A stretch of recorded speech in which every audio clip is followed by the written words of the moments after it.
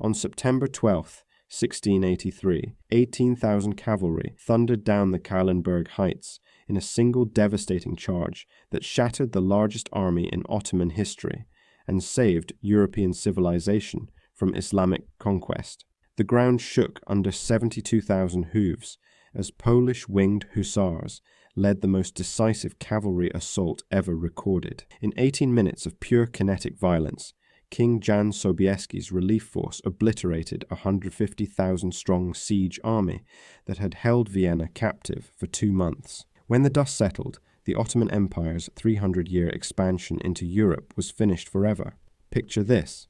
You're standing on Vienna's shattered walls on September 11th, watching 150,000 enemy warriors camped in a crescent stretching 25 kilometers around your dying city. Turkish siege guns pound your defenses with 24-pound iron balls.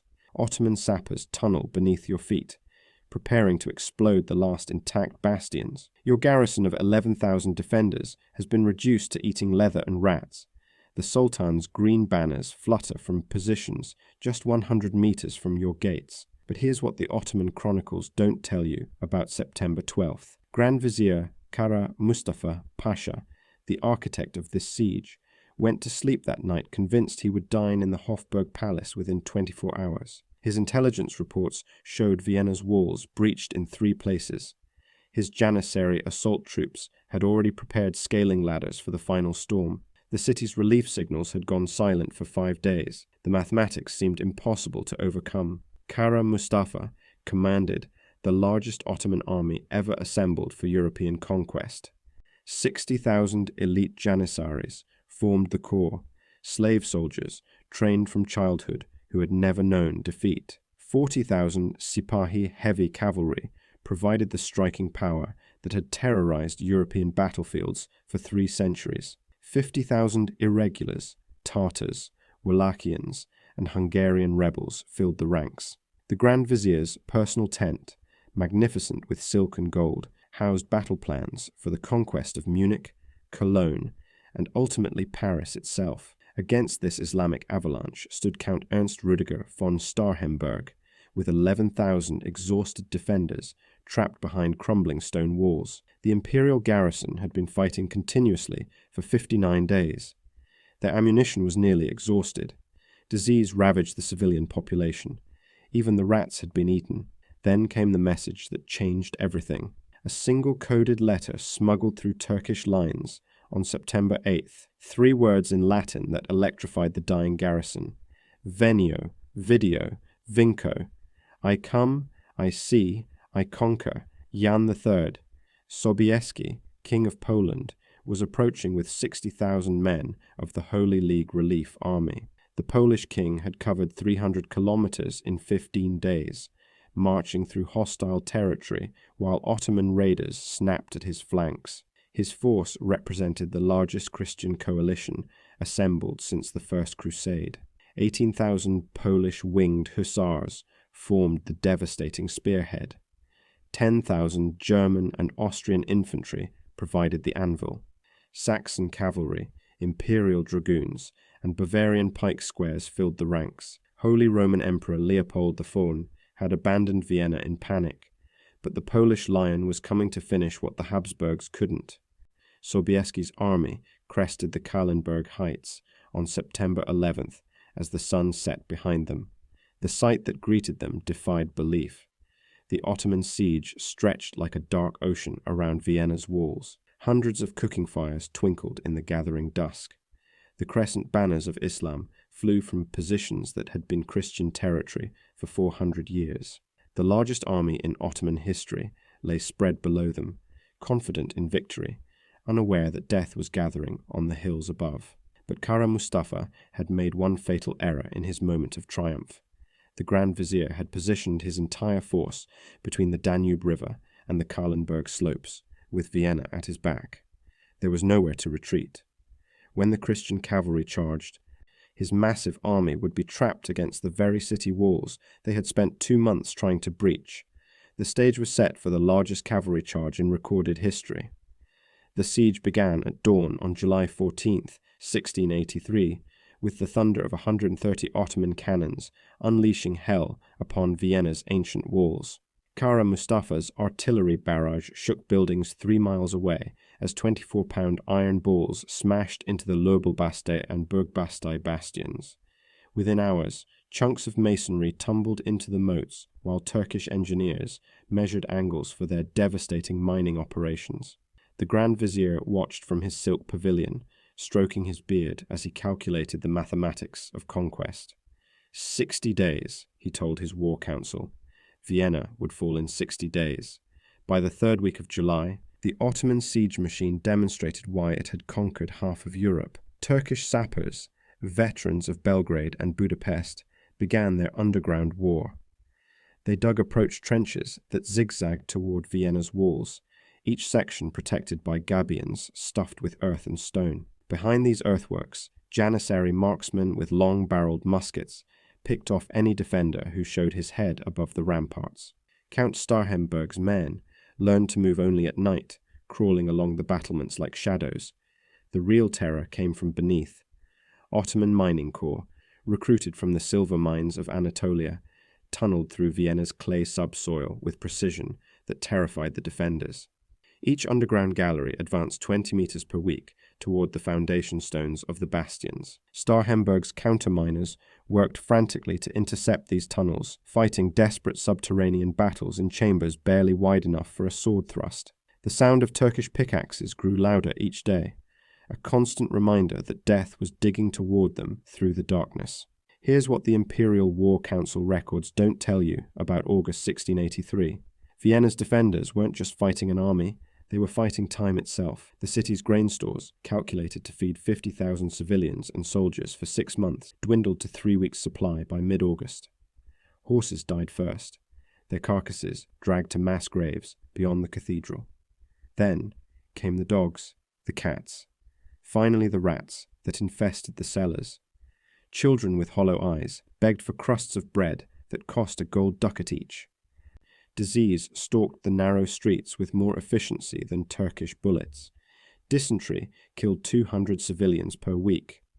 Typhus spread through the overcrowded cellars where families huddled during the daily bombardments. The city's wells, fouled by decomposing bodies and human waste, produced water that tasted of death. Starhemberg's daily reports to the absent Emperor Leopold painted an increasingly desperate picture. August 15th. The enemy mines advanced daily. August 22nd. Our powder magazine reduced to 40 barrels. August 30th. Without immediate relief, the city cannot endure beyond September 15th. Then, everything changed on August 31st, when Turkish mines exploded beneath the Lobelbastei. The massive detonation hurled stone blocks 300 meters into the air and opened a breach 40 meters wide. Smoke and dust obscured the morning sun as 5,000 Janissaries surged forward with scaling ladders and curved sabers. For 6 hours, desperate hand-to-hand combat raged in the rubble-filled gap. Starhemberg himself led the counter-attack, his sword cutting down 3 Janissary officers before Austrian reinforcements sealed the breach with their bodies. The Ottoman confidence grew with each passing day. Kara Mustafa's dispatches to Sultan Mehmed IV in Istanbul grew increasingly boastful. The Grand Vizier ordered silk carpets for the victory celebration in St. Stephen's Cathedral. His cooks prepared lamb and rice for 50,000 warriors to feast after Vienna's fall. Turkish merchants in the siege camp raised prices on European slaves, anticipating the flood of Austrian prisoners. Even the weather seemed to favor Islamic conquest, as September brought clear skies perfect for the final assault. By September 8th, Ottoman trenches reached within 50 meters of Vienna's inner walls. Turkish marksmen could hit individual defenders from their advanced positions. The constant crack of musket fire echoed through streets where terrified civilians pressed themselves against cellar walls. Janissary assault troops sharpened their yataghans and checked their scaling equipment. The siege had consumed 8,000 Austrian lives and reduced Europe's greatest fortress to a hollow shell defended by walking skeletons. Yet Starhemberg refused every surrendered demand. The Austrian count knew that 60,000 relief troops were marching south through Bohemia, led by the most famous cavalry commander in Europe. Jan Sobieski's messengers had promised arrival by September 10th. 2 days remained before Vienna's walls crumbled completely. But as September 10th dawned with no sign of Polish banners on the horizon, even Starhemberg began to doubt whether salvation would arrive in time. September 10th passed without salvation. The horizon remained empty of Polish banners as Ottoman mines exploded beneath the Burg Bastei at precisely noon, opening a second breach that sent tremors through Vienna's cathedral bells. This time, 8,000 Janissaries poured through the gap like a flood of steel and silk, their white felt caps bobbing above curved scimitars as they carved through the Austrian defenders. Count Starhemberg, blood streaming from a sabre cut across his forehead, rallied his remaining 4,000 men for what everyone knew would be the final stand. The mathematics of survival had become impossible. Each Ottoman assault wave contained more men than Vienna's entire garrison. By nightfall on September 10th, Turkish banners flew from the outer bastions. Kara Mustafa's personal standard, a green silk crescent moon on black field, was planted just 200 meters from St. Stephen's Cathedral. The Grand Vizier stood in his conquered trenches, surveying the dying city through a Turkish telescope inlaid with Persian silver. His engineers reported that one more mining operation would collapse the remaining inner wall. His assault troops had already divided the loot from Vienna's churches and palaces. Tomorrow would bring total victory and the keys to Central Europe. Here's where legend meets cold, mathematical reality. At the exact moment Vienna seemed doomed, 60,000 Christian warriors were completing the most audacious relief march in military history. Jan Sobieski's Polish army had covered 300 kilometers in 15 days, moving faster than any force of comparable size in recorded history. The Polish king drove his men mercilessly, knowing that every hour's delay meant more Austrian blood soaking into Vienna's cobblestones. His winged hussars rode 18 hours per day, their distinctive feathered wings creating an otherworldly silhouette against the September sky. What happened next defied every principle of Ottoman intelligence gathering. Despite commanding 150,000 men and controlling every road within 50 kilometers, Kara Mustafa's scouts completely failed to detect Sobieski's approach. The Grand Vizier's attention had focused so completely on Vienna's crumbling walls that he ignored the wider strategic picture. Turkish patrols, drunk on anticipated victory, grew careless in their reconnaissance. Not a single Ottoman officer suspected that the largest Christian army in 200 years was approaching through the Wienerwald forests. The Polish vanguard reached the Kahlenberg Heights at dawn on September 11th, just as Turkish artillery began its daily bombardment of Vienna's ruins. Prince Eugene of Savoy, leading 12,000 Imperial cavalry, crested the ridge first and surveyed a site that stopped his breath. Below stretched the most magnificent military camp in Ottoman history. Silk pavilions in every color covered the valley floor like a Persian garden. Thousands of cooking fires sent smoke spirals into the morning air. Horse lines stretched for kilometers, containing the finest Arabian destriers money could buy. The Sultan's personal war chest, worth 3 million gold ducats, gleamed from beneath striped awnings. But Sobieski saw something his Austrian allies missed. The Ottoman camp's very magnificence revealed a fatal weakness. Kara Mustafa had positioned his entire army with their backs to the Danube River and Vienna's walls. There were only 2 narrow bridges across the water. If the Ottoman line broke, 150,000 men would be trapped between Christian cavalry and the city they had spent 2 months trying to capture. The Grand Vizier's confidence had created the perfect killing ground. That evening, as Turkish drums echoed victory songs across the valley, Sobieski gathered his war council in a captured monastery overlooking the Ottoman positions.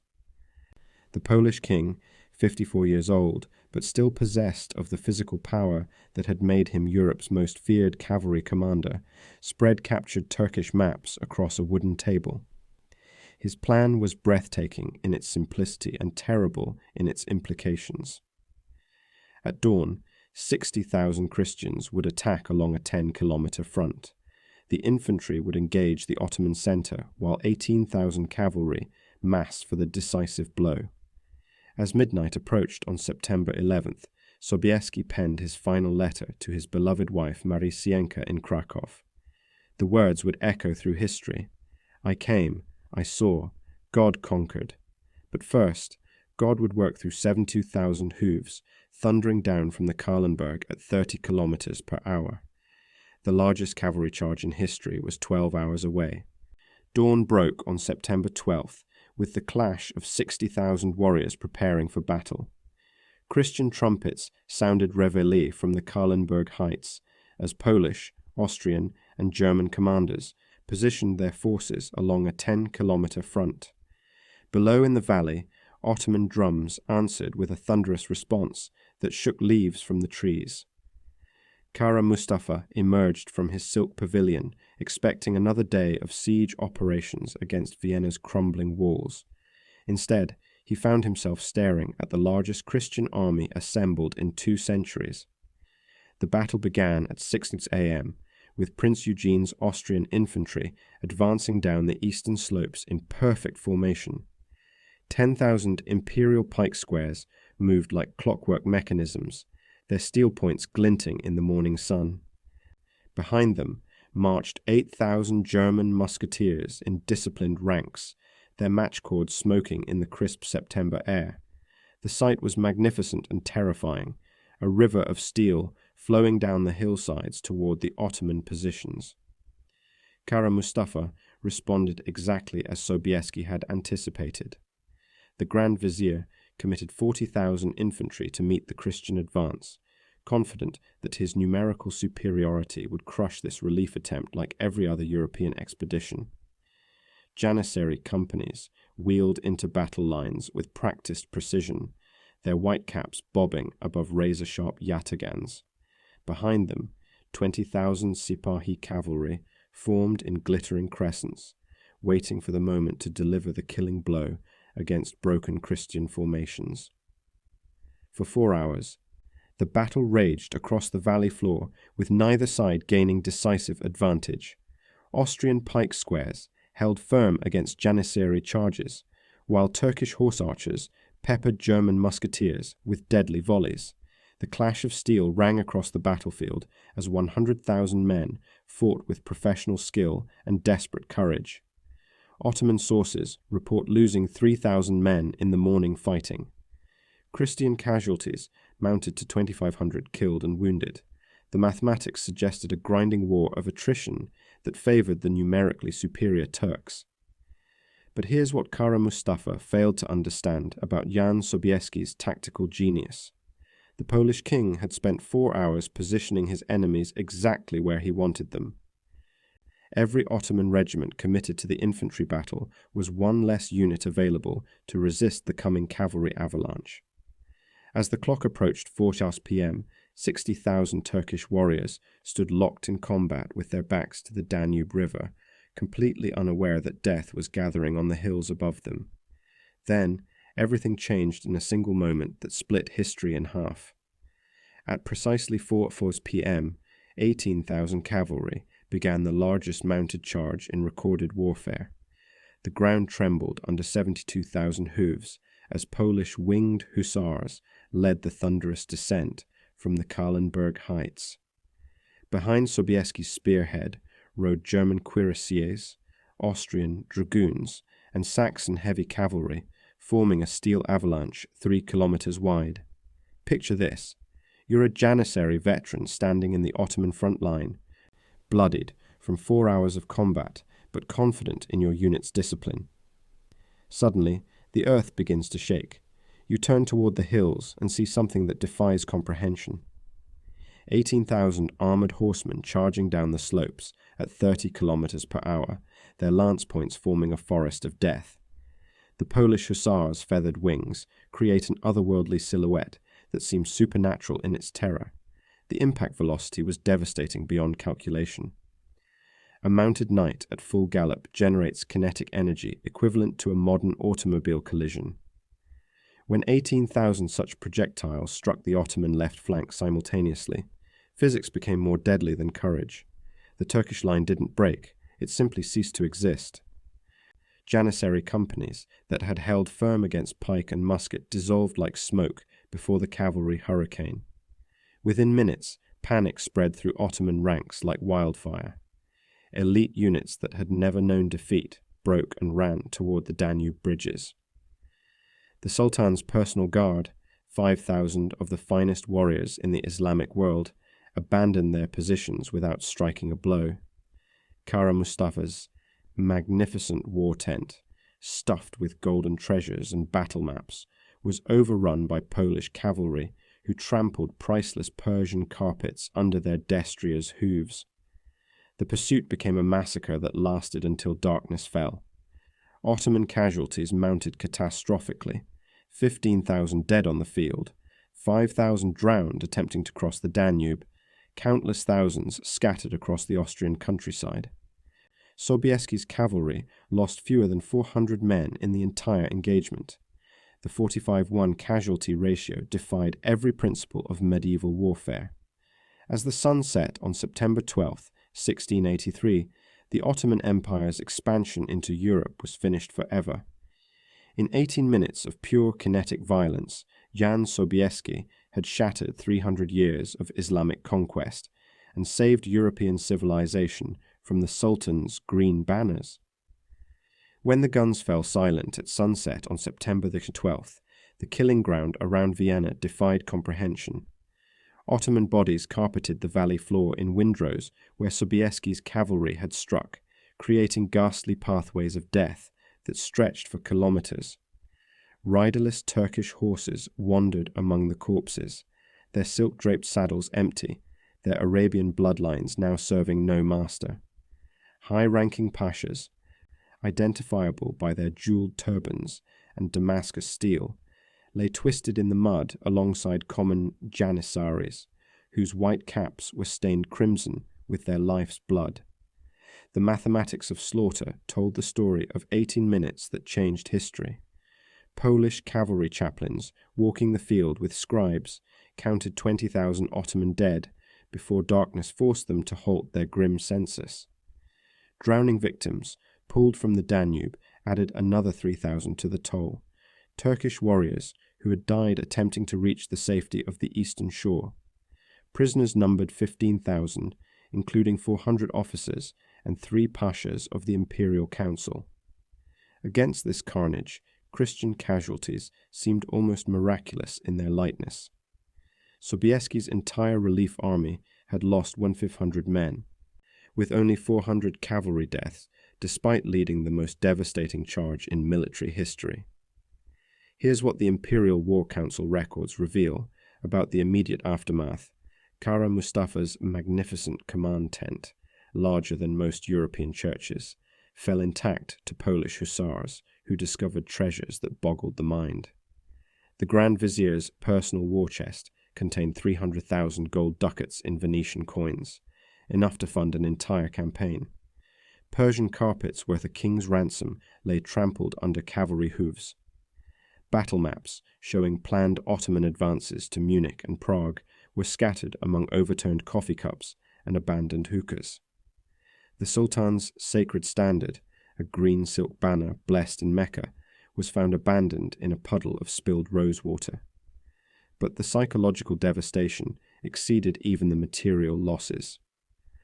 For 3 centuries, Ottoman armies had advanced like an unstoppable tide, conquering Constantinople, Belgrade, Budapest, and reaching the gates of Vienna twice. The aura of Islamic invincibility, carefully cultivated through generations of victory, shattered like Venetian glass against Polish steel.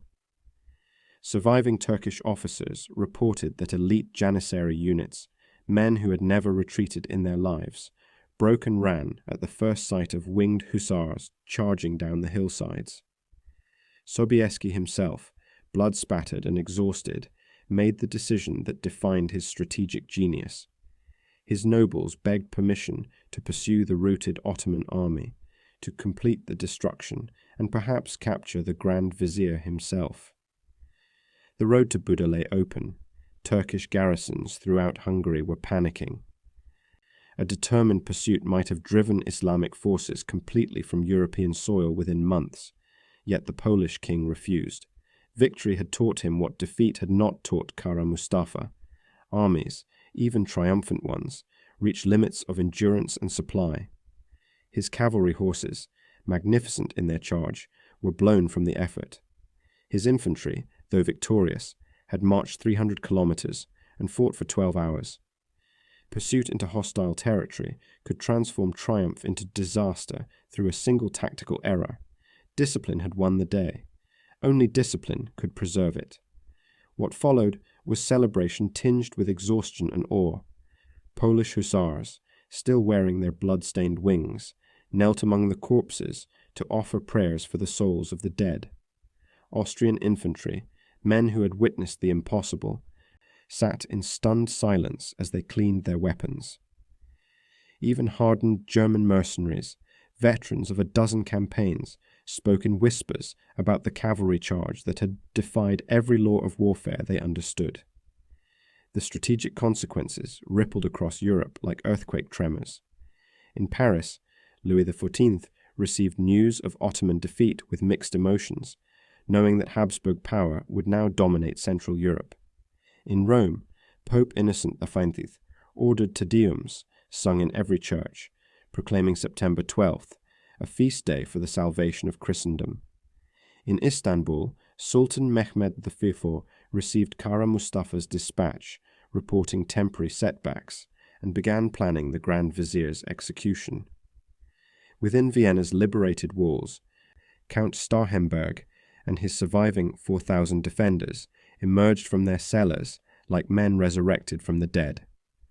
2 months of siege warfare had reduced them to walking skeletons, but they had held their posts until salvation arrived. Church bells that had been silent for 60 days rang out across the city, their bronze voices proclaiming that the crescents of Islam would never again threaten the heart of Europe. The age of Ottoman expansion was over. The tide of history had turned on a September afternoon in 18 minutes of cavalry thunder.